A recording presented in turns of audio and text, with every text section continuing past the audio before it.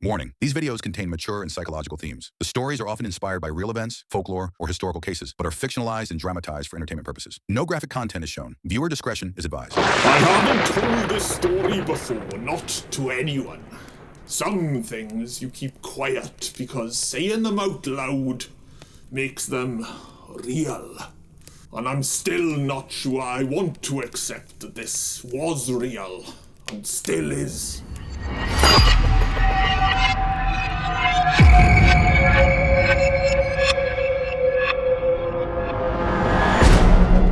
It was summer 1977 when I first stepped foot in that house in Enfield. I was unemployed at the time, skint and ashamed of it, desperate enough to read the classifieds more carefully than scripture. That's when I saw the ad. Wanted, reliable assistant for confidential investigative work. I didn't think danger, obviously. I thought cash. And it sounded different, and different felt like hope. Ironically, it was different, just not in the way I imagined. That's how I ended up working under a man named Father Alistair Byrne. Tall, pale, sharp-featured. His eyes looked troubled, like they'd seen things no one should ever see. I thought he was a priest. However, he never called himself one. He said he was an exorcist. And at that point in my life, I didn't even know what that meant. He told me the church didn't have the patience for certain cases and some were passed down to him.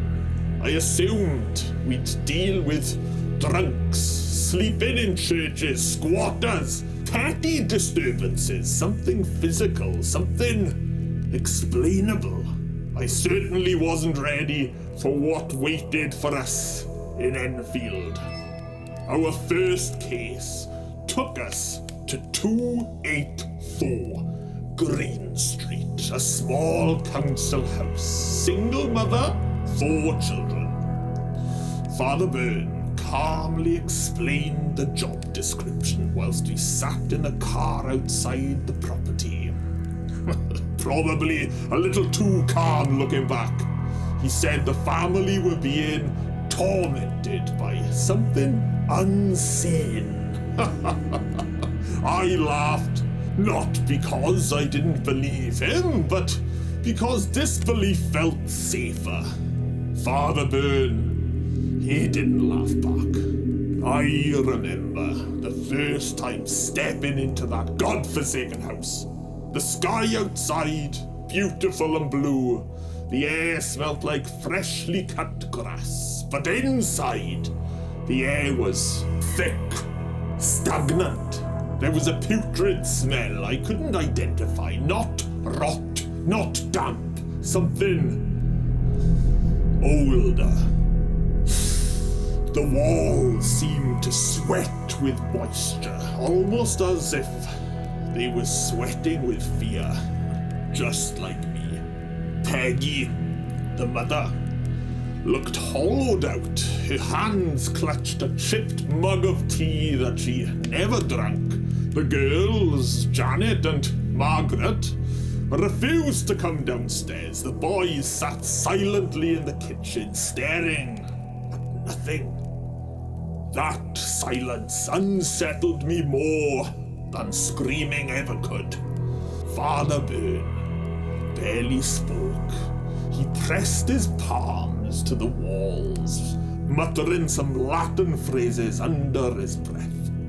I felt it, a subtle shift in temperature, like the house itself had noticed him.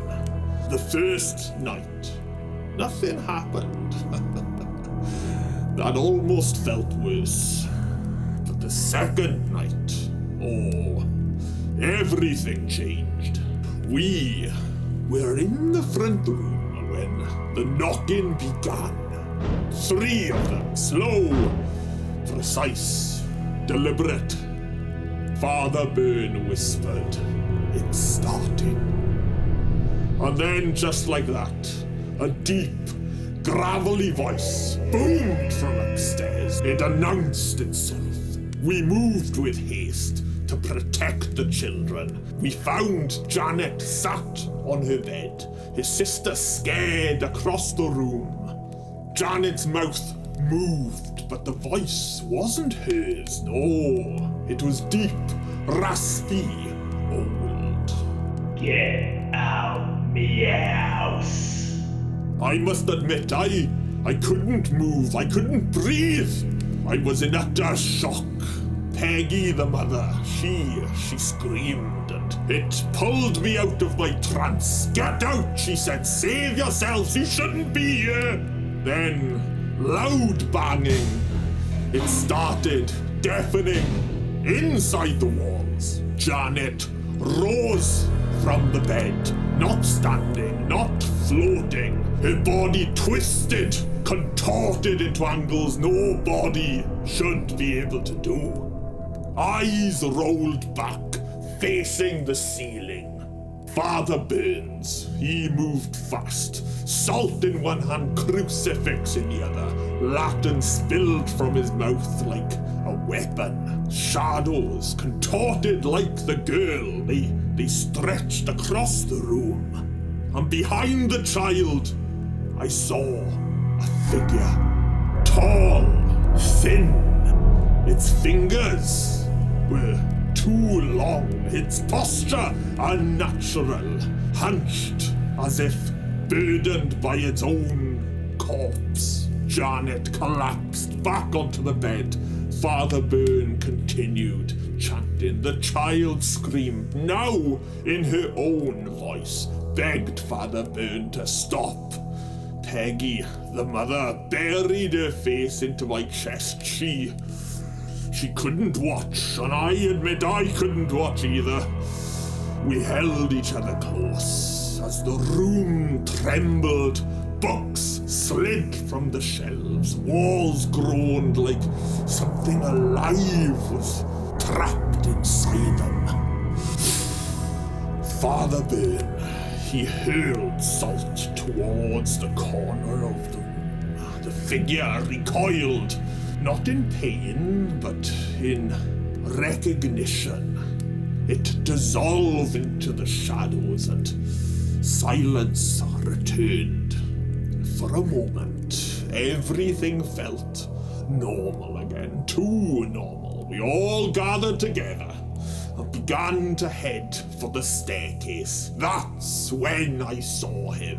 In the hallway mirror at the top of the stairs, he was standing right behind me.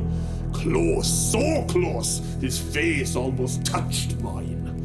An old man, gaunt, sunken cheeks stretched tight over bone, skin greyed and mottled.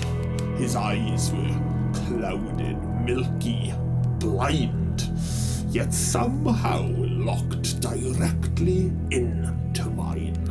His mouth hung open, jaw slack as if frozen mid-breath. I felt my stomach drop. Then the mirror shattered, exploded into 100 pieces. Father Byrne rushed up behind me, asked what happened. I couldn't speak. He didn't bother questioning further. He just rushed me downstairs hastily. I didn't look back. You know, before I carry on, people often say the girls faked all of this. Yes, Janet once moved a chair when she thought no one was watching. I saw that with my own eyes, but it wasn't deception. No, I believe this behavior was survival. A child trying to make sense of something no one should ever have to face. Because when the real things happened, she had no control.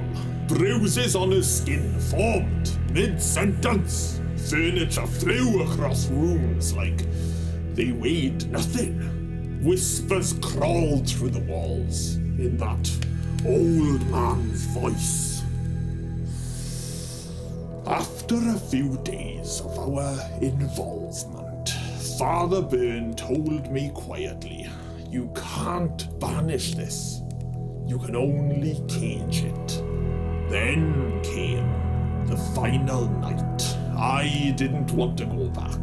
I really didn't, but I needed the money, and part of me wanted to believe that there was an explanation for all of this, that I was maybe mistaken.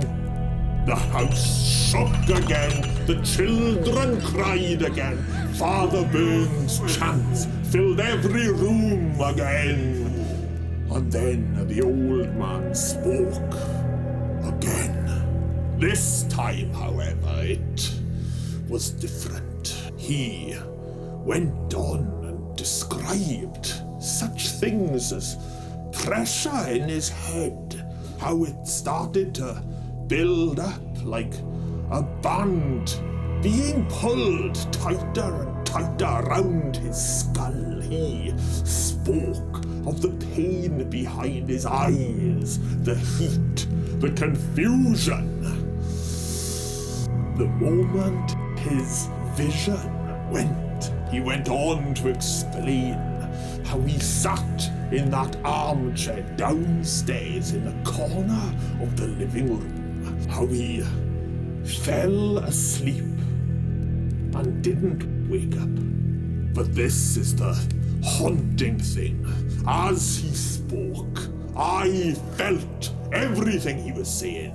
The pressure, the tightening, a crushing sensation behind my eyes. My head throbbed violently, my thoughts blurred.